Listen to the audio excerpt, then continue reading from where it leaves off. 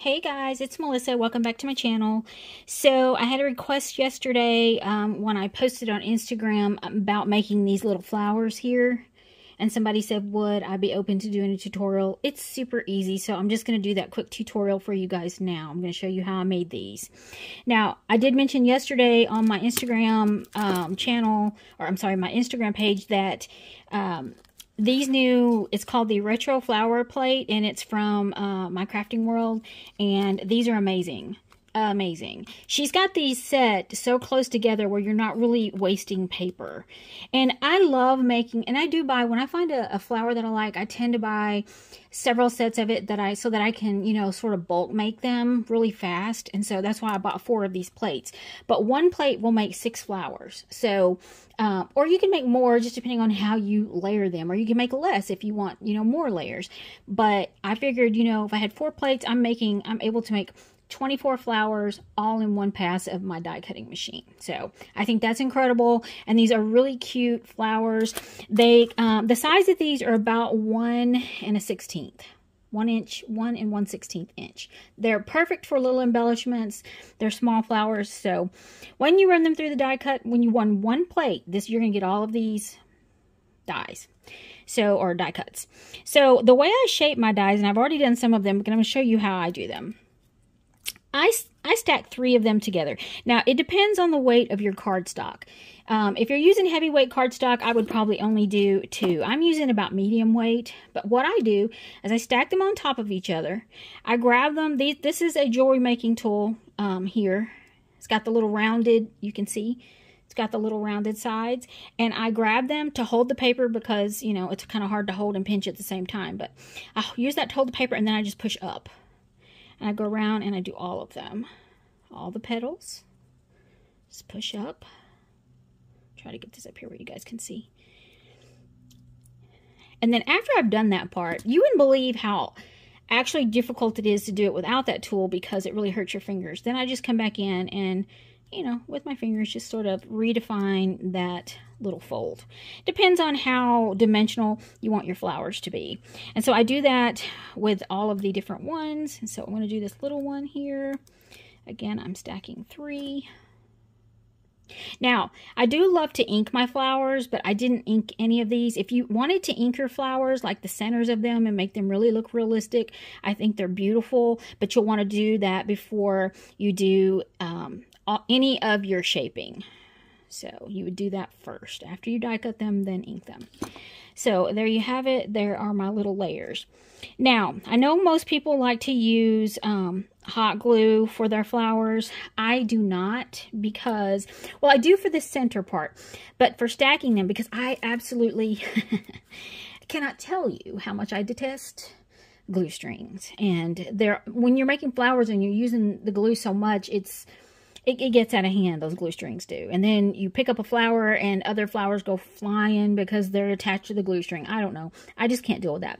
So I do use glue, regular glue. And this is art glitter glue. I have a huge container of this and I just put it in these smaller ones. I like Barely Arts, but I like to save my Barely Arts for my 3D projects. So I'm going to use art glitter glue for these. So I'm going to take one of these flowers. I'm going to bring it up to camera for you. Put a little glue on the center. Take another flower. And you're going to... Let me try to zoom in for you guys. Sorry about the camera shaking. You're going to try to offset your centers. That way your flower looks more dimensional.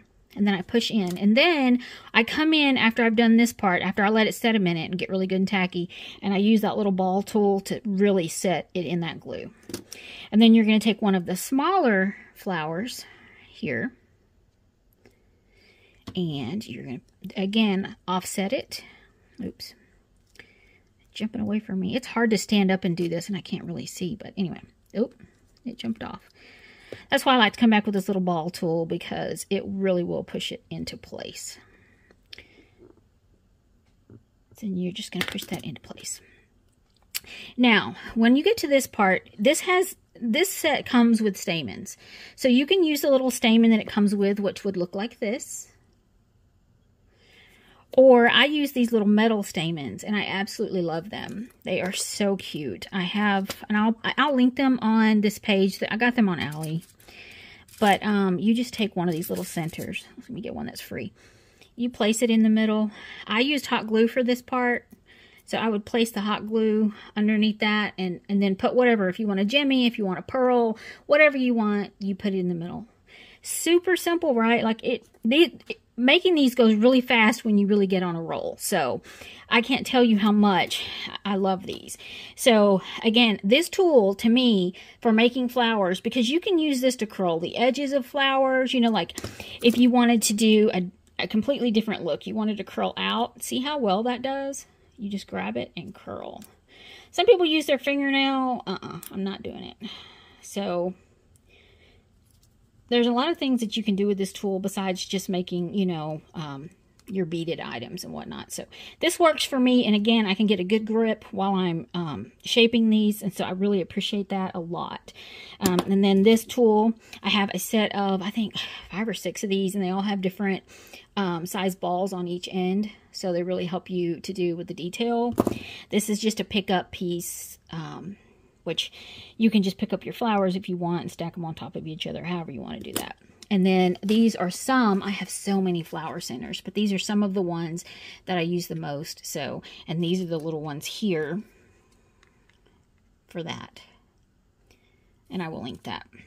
Super cute, super easy. I'm telling you guys, couldn't be any easier. So I wanted to share that with you, how I put them together. I think it's super simple and it goes fast. So don't sleep on these plates. They're priced well and they are worth the money, because I have a lot of sets that, you know, have individual flowers, and placing them on the cardstock is kind of a pain. But when you can just grab this, slap it down and run it through, it goes so fast. And you can literally get 4 of these on one big cardstock sheet if you want. So, I mean, you don't have to order 4. I'm just crazy like that. But anyway, I thought I'd share that with you guys. I also filmed an update today on where I'm at in my craft room. So I'm still working on that, but I had to stop yesterday and get a little crafty time in. So anyway, thank you guys for watching. I really appreciate it, and I hope the tutorial helped you a little bit.